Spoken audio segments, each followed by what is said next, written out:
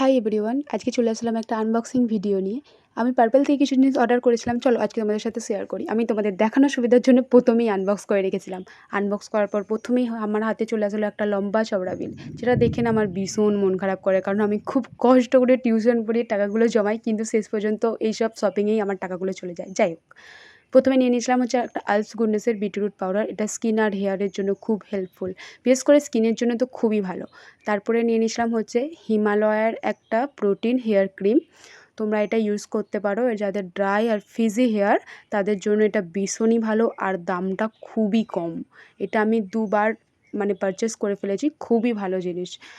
তারপরে আমি অর্ডার করেছিলাম আমার one of the favourite cleanser, the ডার্মাকোর ক্লিনজার। এটা হচ্ছে জেন্টাল ক্লিনজার, যাদের ড্রাই স্কিন আর সেনসিটিভ স্কিন তাদের জন্য ভীষণ ভালো। তারপরে আমি অর্ডার করেছিলাম একটা শাওয়ার জেল, যেটা ছিল ফিয়ামার, কিন্তু আমি কোনোদিন ইউজ করিনি, ফার্স্ট টাইম ইউজ। দেখা যাক